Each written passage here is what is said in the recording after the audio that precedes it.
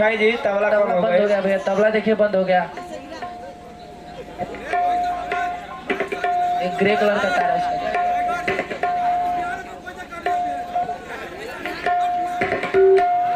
काहे को बंद करते रे चालू करते भैया, काहे दिक्कत कर ले।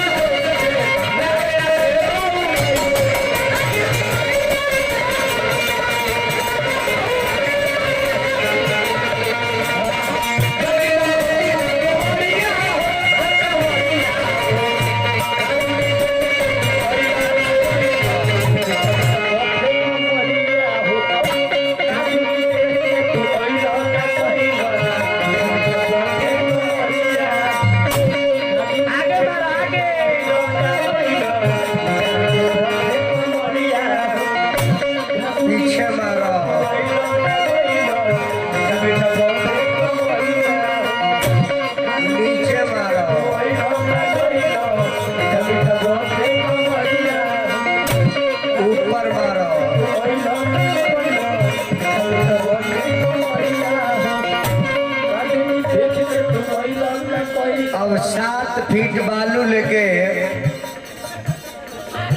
कोई लवर से निकलो लोड लेके। हाँ दानापुर है, पटना है, हाजीपुर, सोनपुर।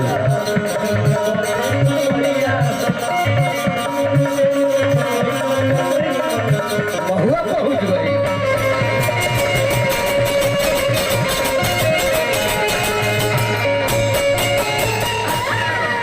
रनिंग में तो रनिंग कद मेनवा किंग बोलता यार, मेनवा का बक्सवा कहने का बजाओ है मेन के बक्सा को और भोली उठाओ। बोला था कितना दूर लड़ा था दिमाग में। रनिंग में तो रनिंग में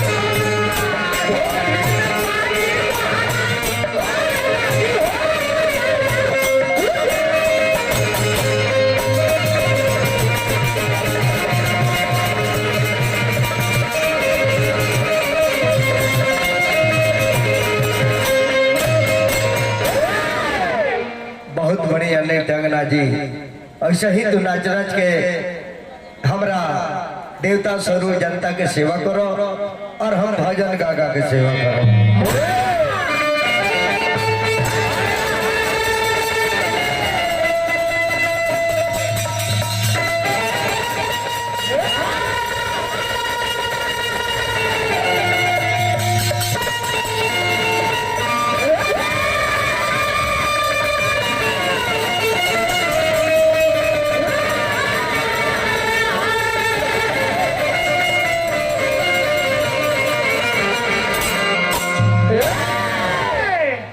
भाई श्री रंजीत राय जी हमारे का 1000 रुपया पुरस्कार दिल बने भैया का हम हार्दिक हार्दिक अभिनंदन और स्वागत और भगवान से निवेदन के परिवार में मंगल हो।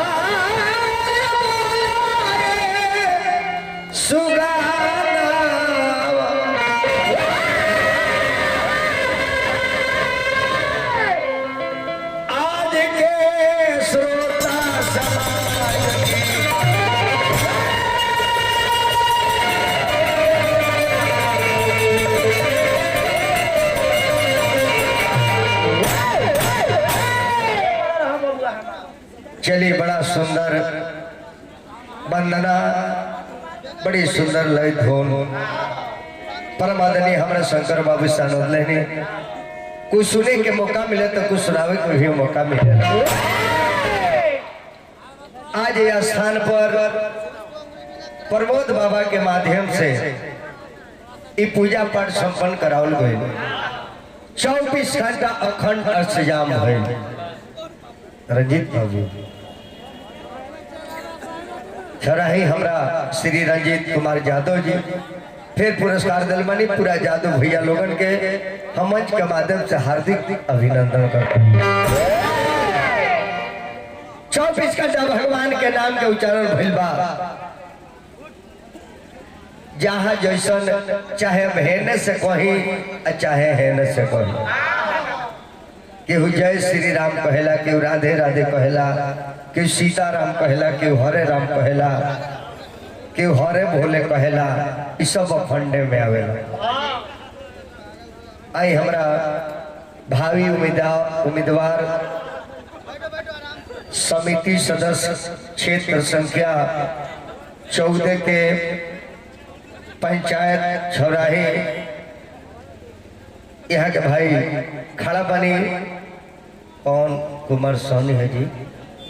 तरुण कुमार साहनी जी, बाबू तरुण कुमार साहनी जी यहाँ के पंचायत समिति से चुनाव लड़ने की इच्छा जतौले बानी। महादेव से निवेदन करो कि और मनोकामना पूरा होके और जनता से ये आग्रह करो कि अपन प्रेम स्नेह वहाँ के साथ बरकरार रखे। तो 24 घंटा अखंड अष्टयाम हुई। हरे राम राम राम हरे हरे, हरे कृष्ण कृष्ण कृष्ण हरे। एक नाम अखंड अष्टयाम, पहिला नाम अखंड, अखंड जौना के खंडित न कहिएला। माला से, धूप से, अगरबत्ती से, घी के बत्ती से, मानस के पाठ से, झाल से, ढोलक से, गवैया से, यानी कोनो प्रकार से केनहु त्रुटि हो ना होला ओकरे के अखंड कहे। आ दूसर के करना में अष्टयाम, यानी बाबूजी 24 घंटा में 8 गो जाम होला। एगो जाम कितना के कहल जाला? एगो जाम 3 घंटा को होला बच्चा। आ 4 जाम के रात होला, 4 जाम के दिन होला। 4 से गुणा करे तो 4 तिहाई, 4 तिहाई, 12 दूनी 24 घंटा अखंड होला।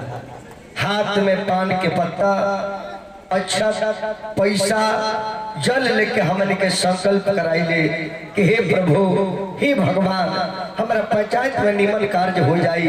तो हम शपथ लेतानी कि 24 घंटा और वह नाम के अखंड जाप करवाएगा।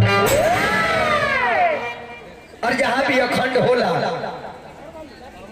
वो जी बाबूजी का नाम ले, माई का नाम लिखे लिया। हरे राम हरे शंकर जी का कहल जाला। आराम करुआ जानते बानी। हरे राम राम राम हरे हरे, हरे कृष्ण कृष्ण कृष्ण। शिव का नाम बा, पार्वती का नाम नहीं खे। राम के नाम वाले की जानकी के नाम नहीं खे। कृष्ण के नाम वाले की रुक्मिणी के नाम नहीं खे। तो यही से समापन में माता पिता के एक जगह बैठा दिया जाला तो फिर सृष्टि प्रारंभ हो जाला। अब पहले को भजन गाई, ओकरा बाद कथा पर चलो।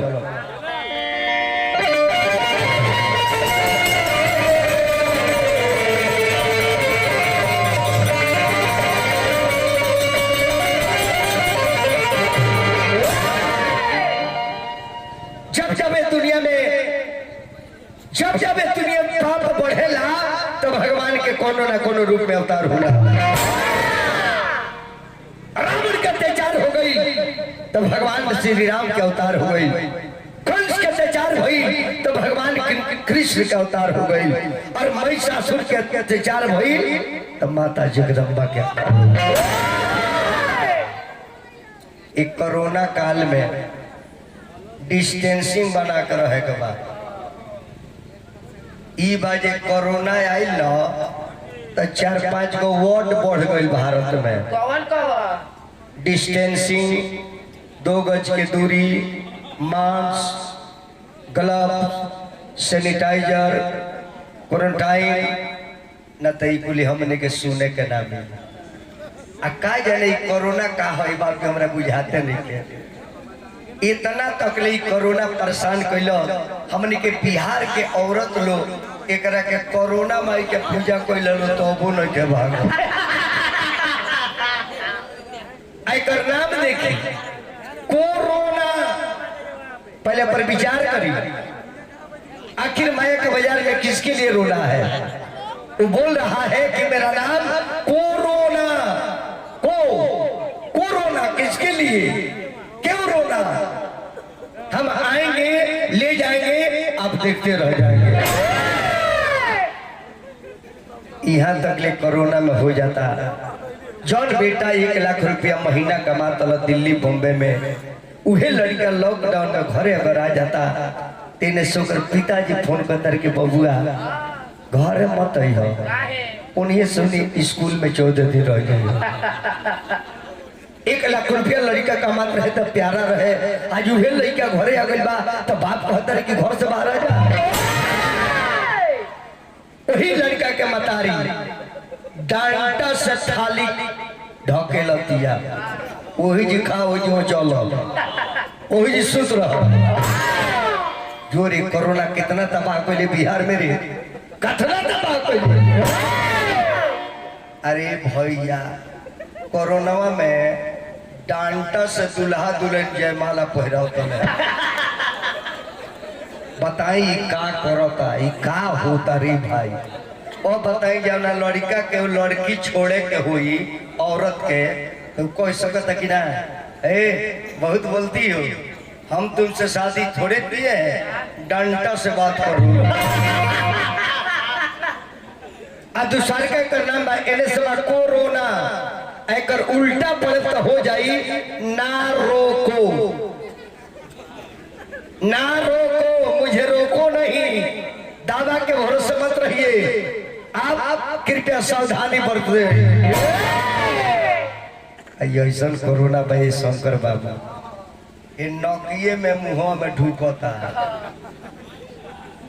कानवा में छेद बाते में लइके ढूको, यही के चिन्हता है के देह में बहुत छेद बा, बिहर से बिहर छेद बा, वो में नहीं जा, वो गबे से ढूकता।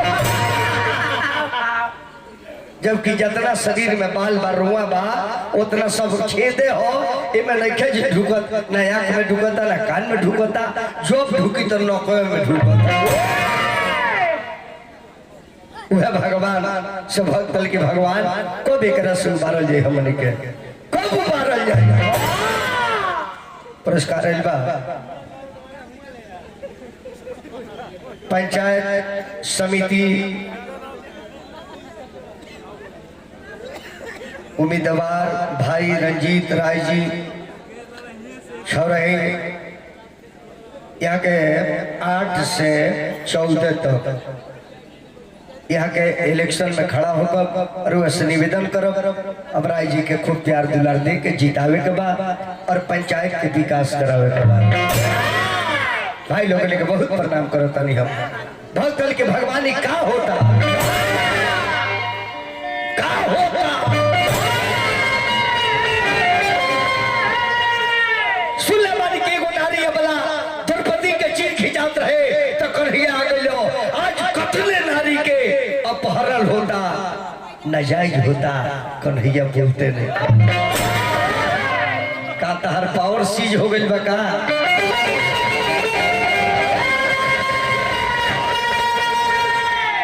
कि भइला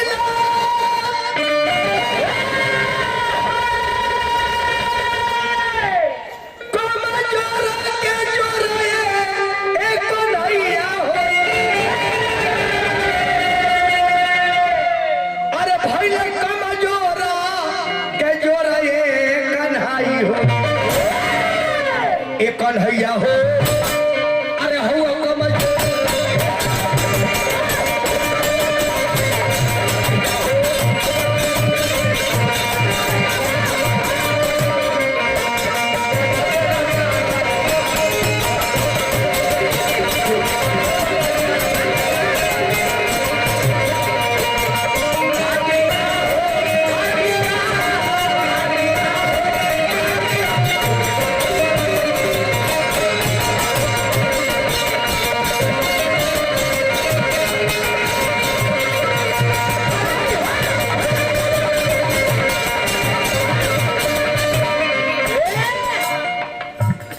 इस सभा में द्रौपदी गई बड़ी।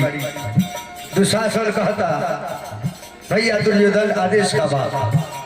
दुर्योधन कहते दुशासन पांचाली को निंगे करके मेरे जांग पे बैठाओ। हेलो हेलो और तन बढ़ाओ बढ़ाओ रे, निंगे करके जांग पर बैठाओ। द्रौपदी कहता कि देवर जी हमरा के छोड़ दी। पहले ये बताई कि पति हार के हमरा के हारल बालू आके हमरा के हार के हारल बालू। कल की जो भी बोलना है चल के सभा में बोल। दुशासन पंचाली कोनी के कारण ये मुझे अंधा का बेटा बोली थी। द्रौपदी चारों तरफ देखा तारी, पांचों पति मुड़ी गाड़ धेले केहू बोलत नहीं खे। भीष्म पितामह के तरफ नजर गई। द्रौपदी कल की दादा 450 वर्ष का उम्र हो गया आपका, ये क्या हो रहा है सभा में? आपसे 3 सवाल है दादा। या तो द्रौपदी को निंगे देखिए, नहीं तो सभा से भाग जाइए, नहीं तो दुशासन को रोक दीजिए। कल की बेटी मजबूर बानी, काहे के कर नून खैले बानी, खून खराब हो गइल बा, हम बोल ना सको। कल की काहे कन्हैया का होता बीच सभा में, अरे दुष्ट दुशासन खींचत है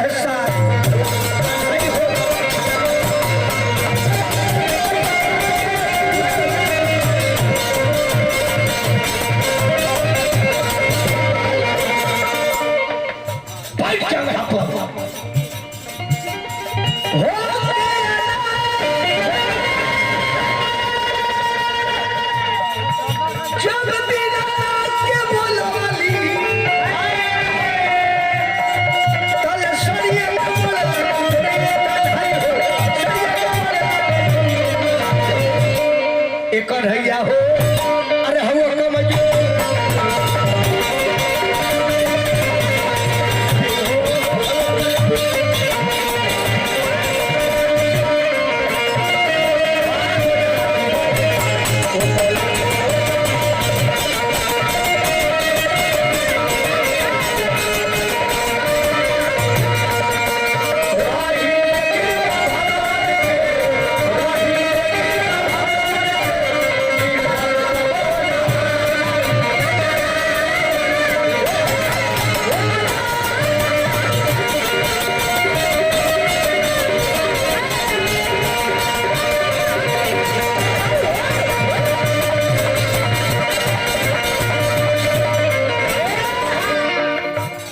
यही सोनपुर के बात हो, हाजीपुर सोनपुर गजगरा के लड़ाई होता रहे। हाथी के आंख से आंसू गिरा था, हाथी जलस के मर जाए। मरे के वक्त में हाथी कमल के फूल उठा के कलश की ही कन्हैया मरे जा रहल बानी, ये अपना तोहफा तो ले लीजिए। भगवान कन्हैया कल का रे हाथी जो हमारे सामने हाथ उठा देता है उसके ऊपर हम हाथ रख देते हैं।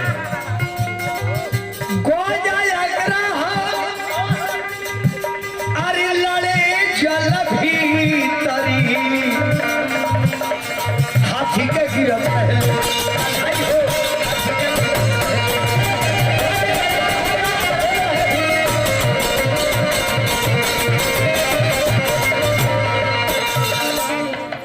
हाथी के साथी अरे बोली की कन्हैया, हाथी के साथी अरे बोली के कन्हैया जी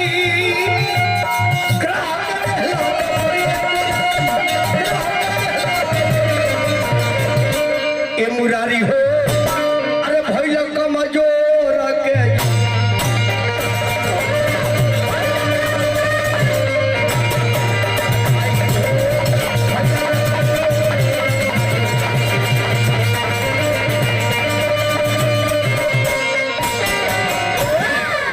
अब आई भजन के बाद कथा प्रसंग में आदेशानुसार हमारा कमेटी के गांव के और नगर के बाबू लोग के, भैया लोग के, चाचा लोग के, माता बहन बेटी सबकरा आदेशानुसार भगवान रख दो करके वो कुर्सी उर्सी पर रखने के न हो। ए चंदेश्वर भैया, ए महाराज जी, ओकरा के कुर्सी पर रखवा दी, कनी के नाचे में कोई जल हो जाए और सील हवे एकनी के कौन ठीक बा ओहू से लड़ जाए यहाँ से। ई सील का काबू ये तरह से के फील्ड से मत। अब आई राम जी के चर्चा में भगवान के विवाह का दो गावे के बाद तो उस समय के बाद राजा जनक जी के प्रतिज्ञा रहे कि जय शिव का धनुष का तोड़ दी, उनका साथ में बेटी सीता के शादी। बड़ा हाला बा ये बात के, राजा के प्रतिज्ञा हो गई बा और प्रतिज्ञा भैया पर सारा राजा लोग अपना पर राज से जनकपुर खातिर निकल गए। जनकपुर की औरत तो बतियाओ तक के सखी, आज सीता जी के पिताजी मैच खेले वाला बाड़े, का जाने सीता के कर्म में का लिखल बा, का जाने के धनुष तूरी आ केकरा से बबनी के साथ, का जाने कोनो बेआंखे वाला तूर दहलो तो बेटी के भागे जोर, का जाने कोनो हो है तूर दे तो सीता के कर्म जल जाएगी। सखी बड़ी हालत है बात। अरे हाला चला भाई,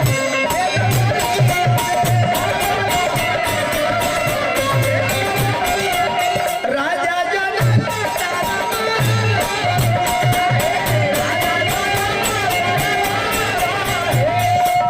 जय वीरा तोरी हर शिवा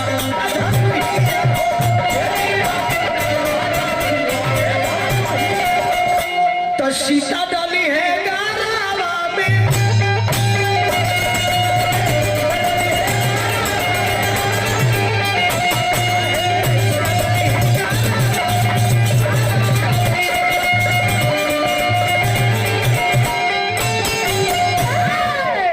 देश विदेश का राजा लोग सभा में बैठल बा शिव के धनुष के तोड़े खाती। अब बाबा विश्वामित्र राम लक्ष्मण के लेके सबसे ऊंचा मंच पर विराजमान बानी। रावण भी बैठल बा वही में, बाणासुर भी बैठल बा। राजा जनक कहले कि बंदी घोषणा करो, घोषणा करो। बंदी कहलस कि देश विदेश के लोग, देश विदेश के लोग, बूढ़ जवान लड़का श्याम, किसी से मतलब नहीं है।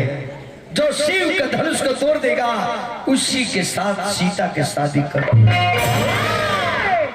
इतना बात जब बंदी बोल, एक मिनट चले सब भैया की कर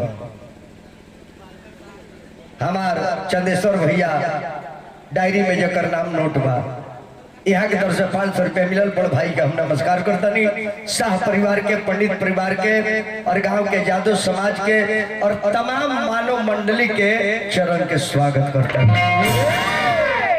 बंदी कस के बूढ़ जवान लड़का से कोनो मतलब नहीं है। जब शिव के धनुष के तोड़ दी सीता की शादी हो जाए। अथना बात जब रावण शुरू कर उसकी कहा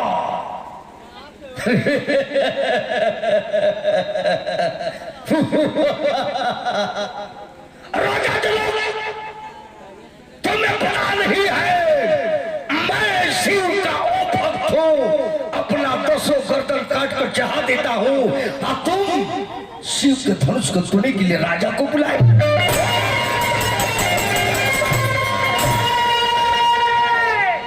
कहाँ है सीता,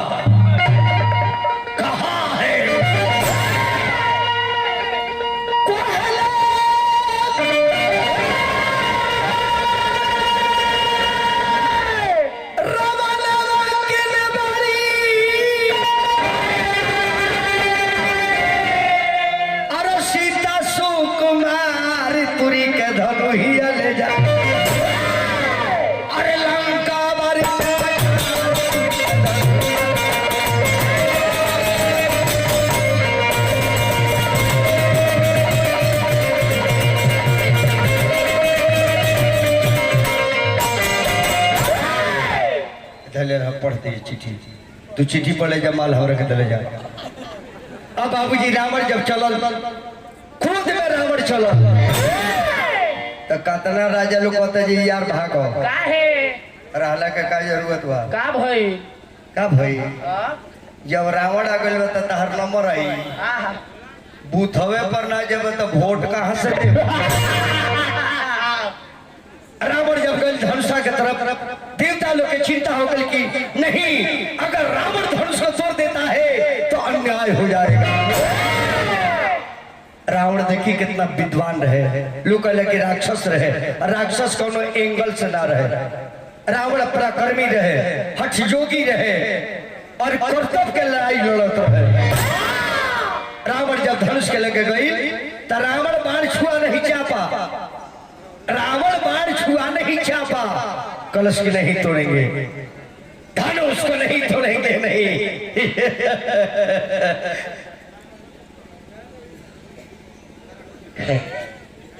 नहीं तोड़ेंगे।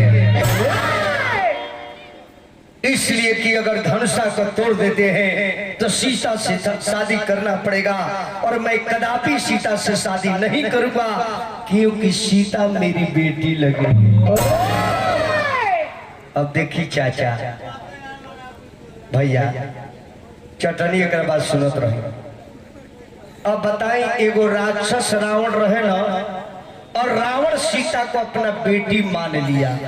देखिए राक्षस कहने को था ना, और देखिए एक तो राम रहीम आया था, बेटिए के साथ करवा चौथ करा लिया। बाबा गुफा में बुला रहे हैं माफी देने के लिए, एक बार माफी बाबा से ले लोगी ना तो दोबारा लेने की जरूरत, एक बार ले लो। रावण धनुष के लेकर गए, लात तुरला सराउ थोला, लेकिन कहलस की जा सीधे धनुष तोड़ के नहीं, लेकिन अवश्य एक दिन तुझे लंका लेकर के।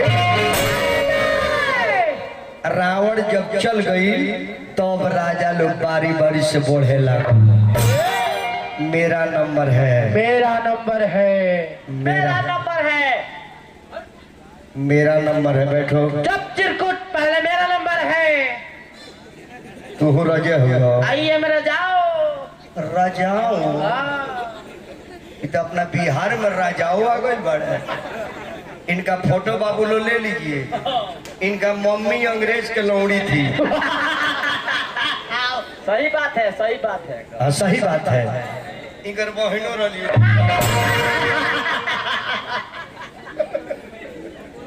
दीपक टेंट हाउस की तरफ से पुरस्कार बाबू की शुभकामना।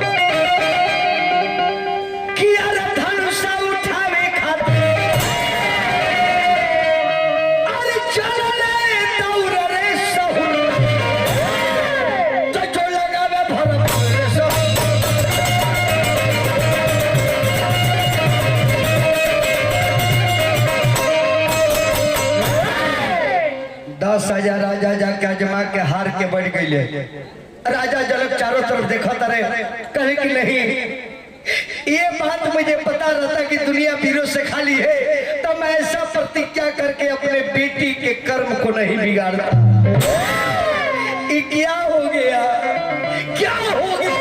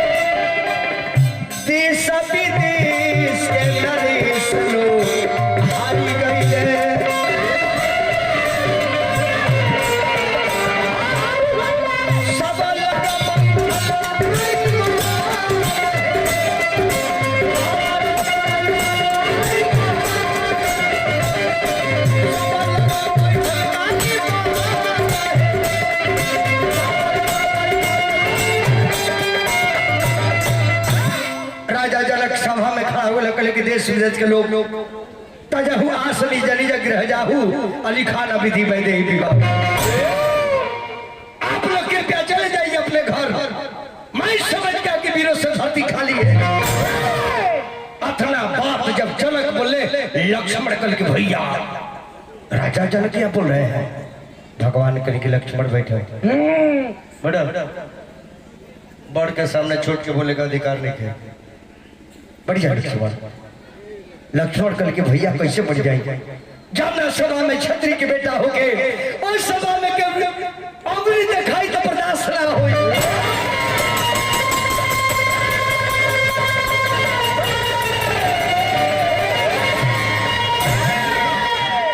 राजा जनक तो धरती के अपमान काहे कइला? हमसे सावधान लक्ष्मण कुमार ए धरती के अपना सर पर लेकर ढोता नहीं। अब तुम मेरे माँ को अपमान कर दिया। राजा कान खोलकर के सुनो, अगर भैया राम कर शासन पाओ तो धनुषा सहित बरमान उठाओ।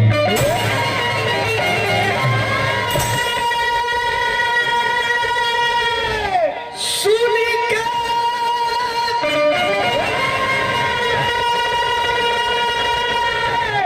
अरे जनक के बोली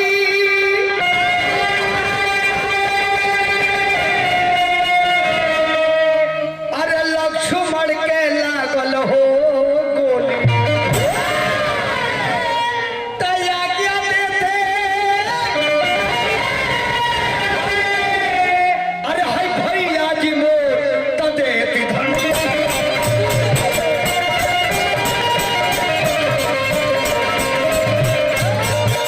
राजा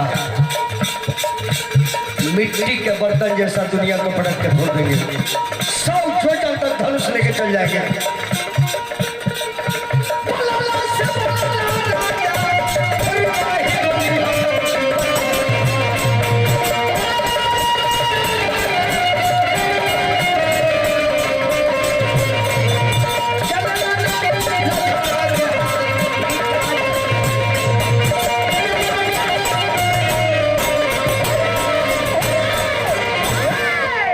लक्ष्मण के क्रोध जब बढ़ल तब विश्वामित्र बाबा समझ गए कि परले हो गया। विश्वामित्र बाबा कहने कि राम, हे राघवेंद्र, हे अयोध्यापति नरेश के सुपुत्र, हे मर्यादा पुरुषोत्तम, हे नारायण, हे दुनिया का मालिक, मैं जानता था कि यही होने वाला है। जा शिव के धनुष के तुल के राजा के प्रतिज्ञा पूरा कर। भगवान राम कहने की गुरुदेव, हे गुरुदेव आप बताइए कि जिस धनुष पर एक ब्राह्मण हार गया है वहां क्षत्रिय कैसे जीत सकता है? ब्राह्मण हार गया हो तो क्षत्रिय कैसे जीत सकता है? विश्वामित्र कहले कि हाँ राम सही बोल रहे हो, ब्राह्मण हार गया तो क्षत्रिय नहीं जीत सकता है, लेकिन आदमी बलि नहीं होता है, समय बलवान होता है। जितने राजा लोग धनुष को जाकर के आजमाए हैं वह समय, वह मुहूर्त, वह लगन अच्छा नहीं था। और समय ईश्वर का नाम है राम। अब जो मुहूर्त चल रहा है, समय चल रहा है, हाथ से हरका लगेगा तो धनुष खंडित हो जाएगा। कहले कि जो किया गुरुदेव, जा राम जा।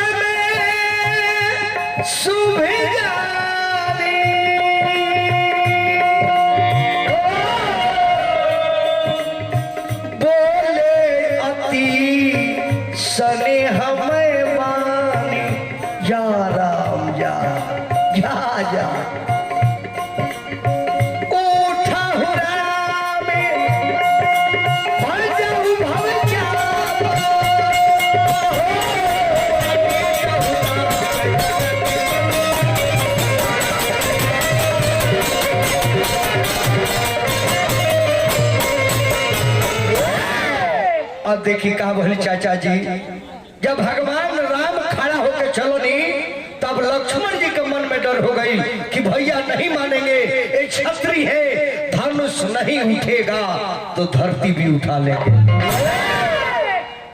और धरती मेरे सर पे है, अगर भैया धरती को उठा लेते हैं तो मेरा सर्विस से रिजाइन देना पड़ेगा।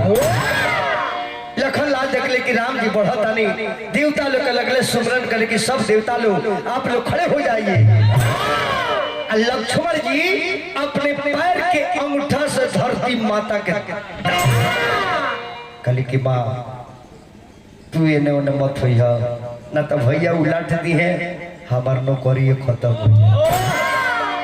अरे भगवान राम पहुंचल बानी धनुष के लगे जाके धरती माता के प्रणाम कहनी, धनुषा के प्रणाम कहनी, मन ही मन अपना गुरु जी के प्रणाम कहनी, अपना माता पिता के प्रणाम कहनी, अपना कुल देवता लोग के प्रणाम कहनी और शिव जी से कहने कि हे महादेव इस धनुष पर रावण हार चुका है, जो अपना गर्दन काट करके आपको चढ़ा देता है तो मैं कैसे जीत सकता हूँ, लेकिन आप चाहेंगे तो कुछ भी हो सकता है।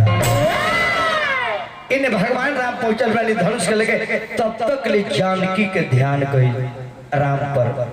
तो सूर्य भगवान से जानकी कहते कि हे सूर्य देव रौरी खानदान के बालक भगवान पहुंचल वाली, अपने खानदान पर थोड़ा दया करी, ऐसा धनुष के कोमल बना दी, इतना हल्का बना दी कि राम जी के हाथ से हरका लागो तो पिनाक टूटा। हे बाबा यह मांगता नहीं राउर बेटी क्यों गाले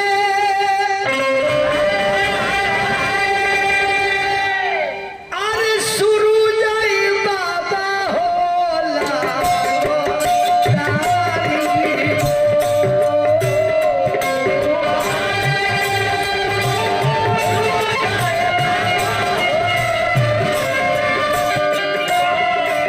सीता मत रो सीता मत रो दादा कल के सखी एक तो दुनिया के लोग कहले कि एकरा माता पिता लेकर धरती से जन्म भइल बा और दूसरे में आज जी धनुष नहीं टूटत तो हमरा बाप के दुनिया के लोग का कही, ये लड़की जात के समाज के लोग का कही जे कैसे दी लड़की बिया के ना धनुष टूटता और न कैसे शादी होता।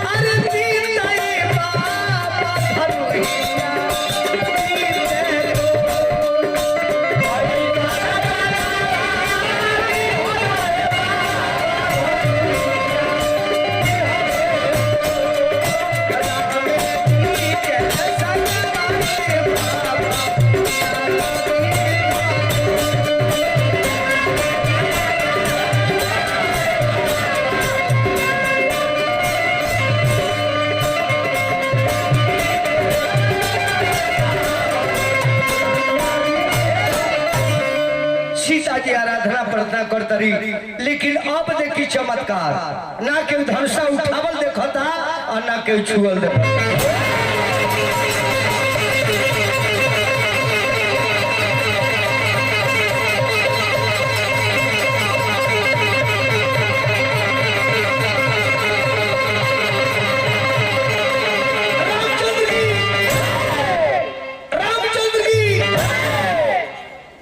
एगो सखी दौड़ के सीता के लेके पहुंचल बड़ी। सीता बोल का देख ले बाड़ू? सीता अरे बोल बोल का देख ले बाड़ू? अरे बोल। सीता वो जो साधु बाबा के साथ में 2 लड़के आए हैं ना, उसी में के जो सांवले रंग के हैं वही धनुष को तोड़। सीता कली की साथ देख लू हो कली कह रहे देखे खातिर 10,000 राजा देखनी जान की, लेकिन तहार पति सावरे बड़े, लेकिन अब सीता जी के पैर धरती पर नहीं थे, इतना खुश बारी की खुशी के मारे आंसू गिरता, बुझाते नहीं कि दुनिया में हम कहाँ बात कहे के बाबू ने सुन ले नौजवान साथी, जेकर शादी अशोभा उतनी ठीक से सुनी, जेकर हो गइल बा उतनी औरी ठीक से सुनी, आज जेकर पैना लिया गइल बा अगला साल के वो औरी ठीक से सुनी।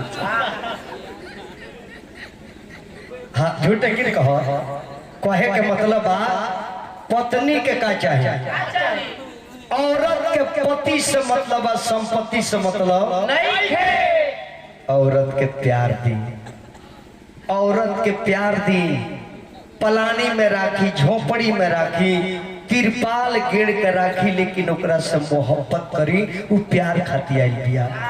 पलानी छुअत होके, बारिश बरसत होके, वही में जाके औरत से कही ना सुना तारू, तो कही जे का कहता तनी दूगो रोटी गरम बनाना था, तो कही कि आय हाय रोटी तो रोटी है, हमारे के पराठा बना, ना तो औरत के जाके कह दी सुंदर रे, तो कह जे का रे। बहुत जगह देखल बने अपना बिहार में लोग पत्नी के री कहला रे, सुनबे का है उधर पत्नी है, पत्नी के अर्थ का होला, जो पति को पतन से बचाती है वही तो धर्म पत्नी कहलाती है, पति को पतन से बचा ले वही धर्म पत्नी है। अगर मर्द है ना लाइन मारत हो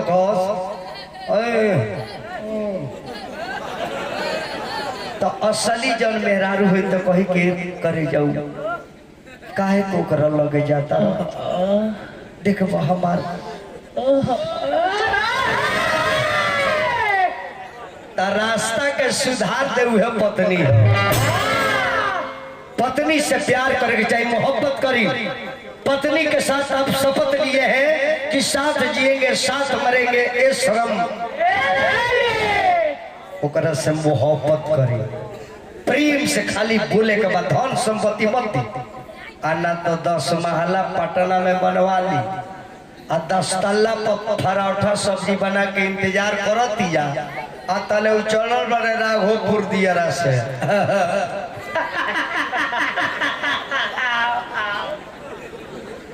दरवाजा गोल, दरवाजा गोल, बहुत धनी के बेटे उड़, तो वो औरत का कही, ए हनुमान जी इनकरा के उठा लो। दुनिया के कोनो नारी नहीं खे बाबू लोग जन अपना पति के चाहत के जब हमारे पति नाशा करो, लेकिन हमने के आदत से लाचार बन। अच्छा बिहार सरकार कोनो खराब काम कैलस की दारू बंद कर दिलो, सुनी भैया, बिहार सरकार तो चहलस यही जगह पर दूध पियो लो दारू मत पियो, लेकिन लोग मानता तो क्या करो, सरकार हैरान हो गई, दुकान बंद हो गया लेकिन सामान बंद नहीं। सरकार से पिए वाला चलाक बा, अब कोड वर्ड में पियता लोग, कोड वर्ड में छापरा कर चल जाए ना तो जानते नहीं उन्हें के आदमी शराब का कहता जौन बेचत द्वार पर खाली बोले के पड़ी एगो बंटी बबली उठे तो 2 पीस भेज दी, उ जानता जे कू कहता ते जानता ई सीबीआई ना है, हेने चल जाए यूपी के बॉर्डर पर जहाँ से एंट्री होता शराब, उन्हें जान तरीका कहता रहे सर, हेलो हेलो भाई कहाँ बड़ा, देखिए व्यवस्था लगे तो हाफ पैंट ले ले, अब पैसा होगा तो फूले पैंट ले ली हो, हेने मसरत और चल जाए उन्हें का भाषा देखिए, हम पूरा बिहार का पता लगे जे कहाँ के का बोलता, उन्हें कर चल जाए तो वो कहता रहे सर, हेलो भाई तने आधा किलो चना के दाल दे दो, आप व्यवस्था होगा तो 1-1 किलो दे दो, और यह तो पैसा दे दिया, ताकि मोबाइल में कोनो टिप कर ली तो पुलिस का लगा ना जाए। सरकार चलता डाढ़े डाढ़े तो पिए वाला चलता पाते पाते बड़ा नुवती हमने के कोयले वर्ष तो सरकार कौन कोयले बा ना तो दुकान पर जाइलो तो शीशी हिलाई लो गजा तक ना माल 1 नंबर है कि 2 नंबर अब के देखो ना पार्टी निकल गई बसवारी से ई चल गए लेरवारी से वो अनहरे में आई माल देलो सी देखले ना जे गिरी सकी मोबिल हो तड़ाक दे मार के पड़ाक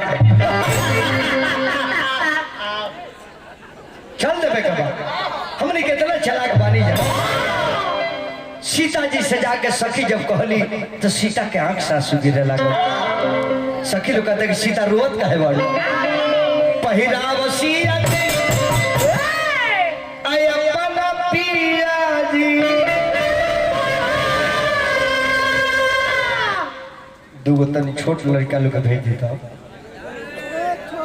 दू जना लड़का छोटा जाए देखो ये बिहारी शर्मा ला आज बाबा देखो तो पट्टे आज हमारे बाबू तू ही लोग देश के भविष्य बढ़ल हो अब तोहरे लोग को ऐसा ऐसा जॉब कराओ के पड़ी तोहरे लोग को कराओ के पड़ी हाँ छोड़ छोड़ आज सखिया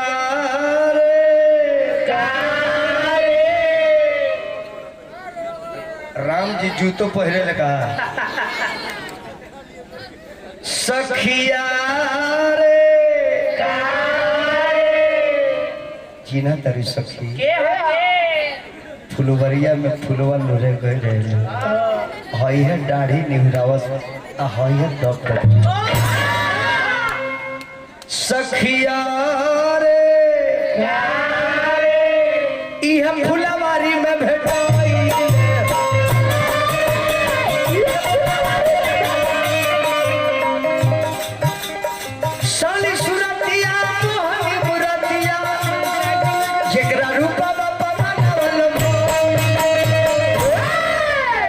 सीता हो तहरा लायकी है दोनों आदमी आइए मेन के बक्सा का बढ़ा दो सुगा दोनों अब लंबा है इधर आराम से ठीक है आज इस स्टेज पर आप लोग चढ़े हैं भगवान का कृपा एक दिन हो जाएगा तो हिंदुस्तान के स्टेज पर चढ़ेंगे एक चाय बेचने वाला का लड़का प्राइम मिनिस्टर बन सकता है तो क्या आप इंजीनियर भी नहीं बन सकते हैं कर्तव्य कीजिए लड़ाई से नहीं पीछे हटना लड़ेंगे लड़ेंगे फेल होंगे पास होंगे फेल होंगे पास होंगे पढ़ाई नहीं छोड़ेंगे क्या नाम है हिमांशु कुमार और तन बढ़ाओ ना हो पापा का नाम पंडित सीरी वशिष्ठ लगाओ सीरी अपना पिता में ना लगाओ तो गिरी में सीरी लगा के का हो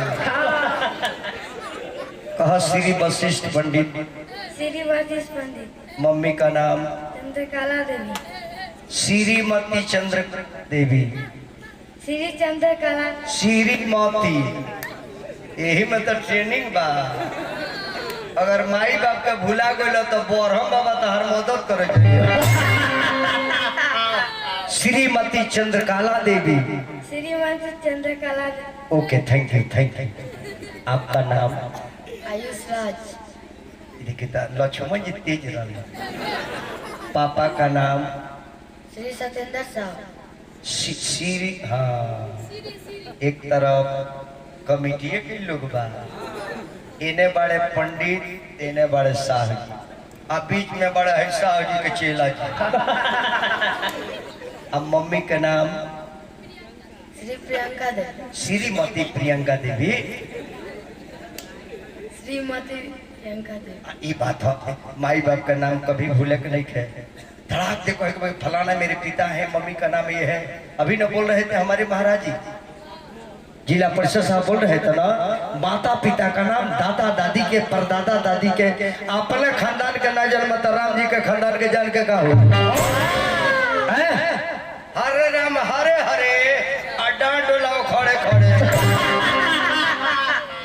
फायदा हुई को जब राम के आदर्श पर चलल जाई अब चिंता कर लेकर कोनो काम नहीं कोनो काम रोकी पैसों रोकी भी। अब चलो अपना पति के अलावे तनी मुड़ी झुका ला, देश विदेश के लोग आइल बा। अभी हमार बबनी क दिन के भइबे कइला, उम्र बड़ा कम बा, लेकिन भाभी नु जोड़ कइले रहलिए त सीट हो गई है। सीट तनी राम जी के गर्दन पर लाल पियर ध्वज लगत जागो, आई चितका पर पहनले बड़े लाल पियर धरो। अरे धन बानी ये पहुना याई तारा माई के काहे लइकवा के गरियाव तनी जी। अच्छे बाबू हम गरियम नहीं है, मिथिला के सखी लोग तक जाना तोहरो माई के भागे बा। खीर खा के ऐसन बेटा जनवाली तक देह से कोई हेग न रहो कि धन बानी ये पहुना, अरे भाग से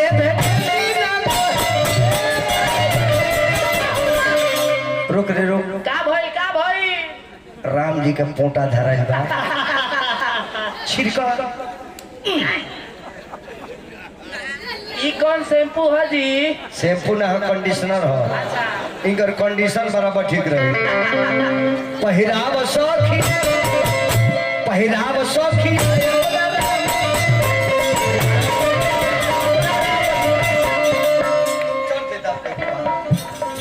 गाला में बाला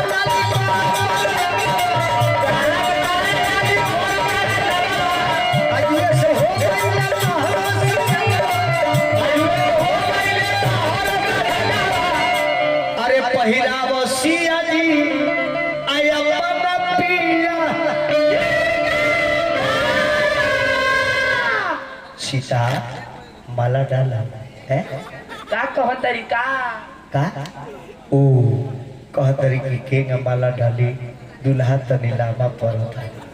चिंता मत कर, हम पाहुन से बात करते हैं, कुटुंब से हम बात करते हैं।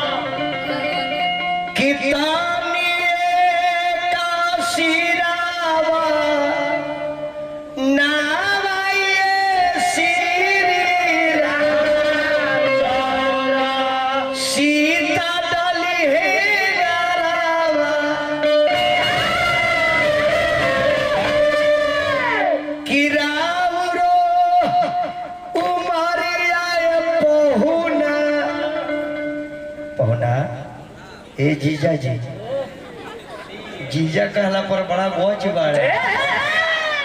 हम एजा नहीं खड़ा, हम अयोध्या में खड़ा बानी। कि राम रो उमरिया दुल्हा, अरे बहुत आसिया के उमर।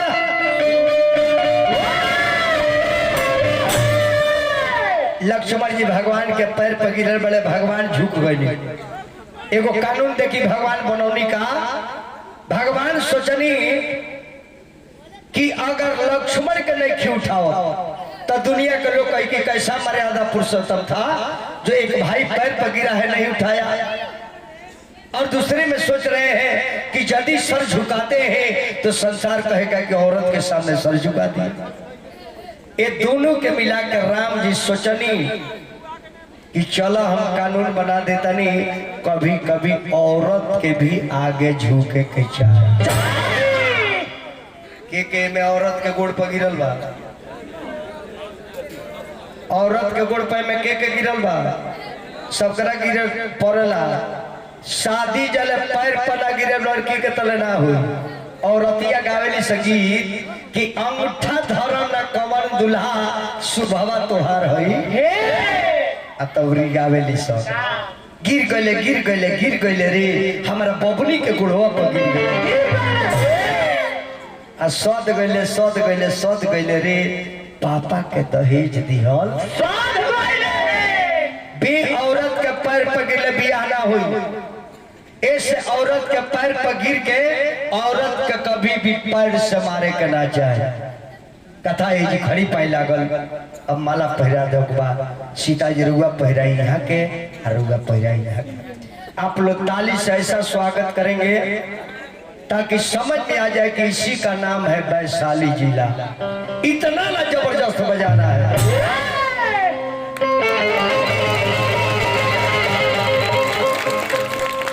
अरे गगनवा से फूल बरिस, अरे गगनवा से फूल बरिस। भैया रंजीत राय जी हमरा के पुरस्कार दिले बानी। राय जी का प्रणाम करता नहीं, राजद के कट करता बानी। हार्दिक हार्दिक अभिनंदन। जिला परिषद, अच्छा जिला परिषद बाबू प्रमोद बाबू बाबा दिल बने ना, गोड़ लगता नहीं हम। अरे गगनवा है जय दयाल शाह जी उपाध्यक्ष वाणी समिति के माननीय प्रमोद झा जी जिला परिषद हमारे के 500 दिल बनी। बाबा के हम गोड़ लगता नहीं, महादेव से कामना करो आवे वाला भविष्य में रुआ विधायक बने। अरे गगनवा फूल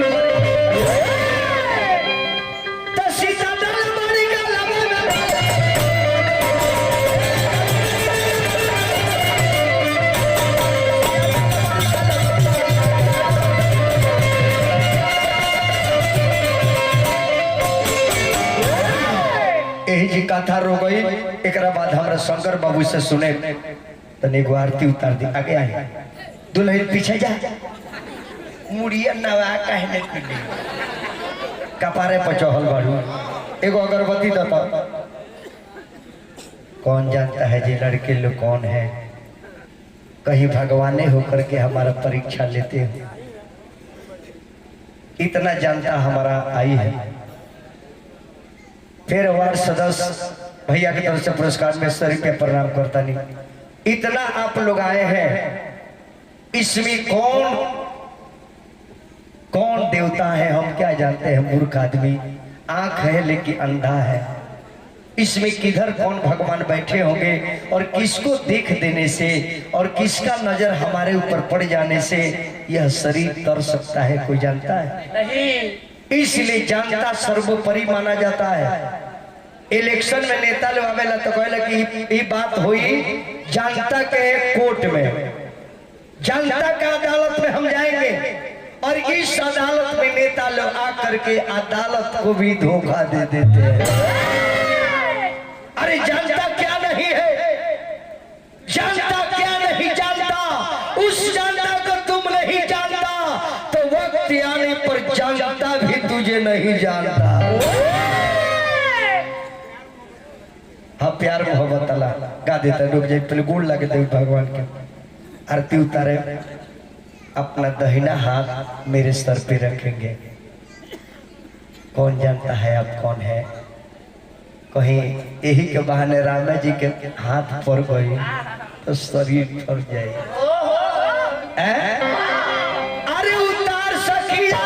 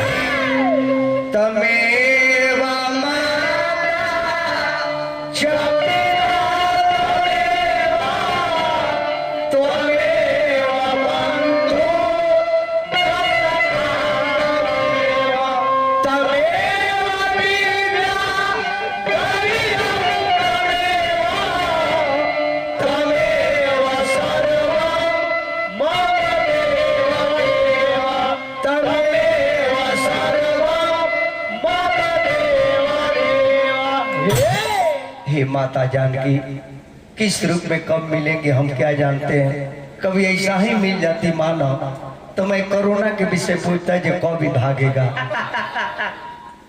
हमार मालिक, हमार गार्जियन, हमार आदर्श श्री जगदेव शाह जी कमेटी के सचिव बानी शाह परिवार के चरण के हम स्वागत करता नहीं काहे कि शाह जी के हम चेला हैं और गुरु बाप के समान होले तो जितना भी शाह परिवार में हमार गुरु घराना हो हालांकि शाह जिले का हम हालांकि शाह जिले से हम इनाम लेवे के ना चाहिए तो लेके हमारे के दे दी। तू हमार गुरु होगा शाह जिले से भैया इनाम लेवे का हम ना चाहिए लेकिन रात गुने ले लेता नहीं दिन रही तो ना लेती हमारा रात में लौकबे ना पड़ेला ये सब प्रसादी जान के ले ले चली राम जी होने सीता जी होने चल आई अब एगो लव मैरिज तनी गा दी हो लव मैरिज तनी उगा दी मैं के बाबू जा बढ़िया होने बढ़िया अब दोनों आदमी का हमारा घरे चले के बाद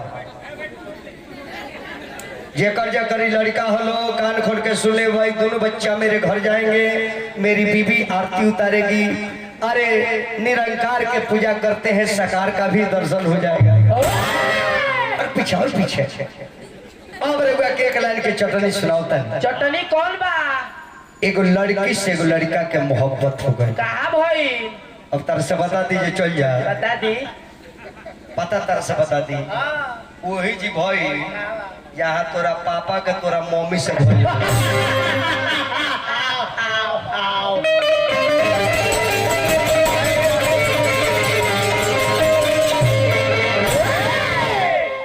वही कॉलेज में लड़की भी है वही कॉलेज में लड़का बा लड़का लड़की पर दीवाना वाले की लड़की के पता नहीं थे लो काहे कि प्यार एक तरफा होता है प्यार एक साइड से होता है बहुत जगह सुने वाली देवर लो अपना भाभी से कहले के भाभी तारा पर हम मरो तनी तब भाभी कहले कि अरे हमर बबुआ हमरा तो मालूम है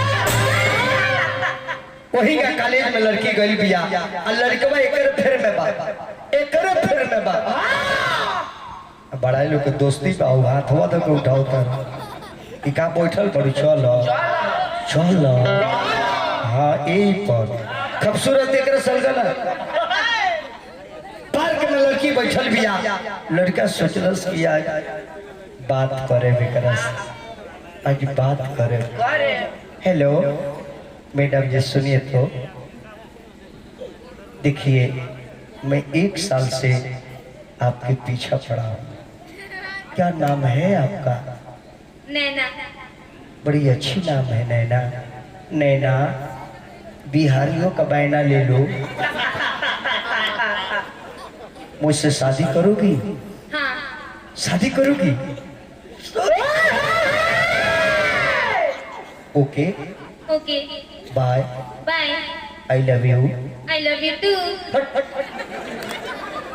आई लव यू टू दू को बिया कर I love you one I love you one. ठीक है।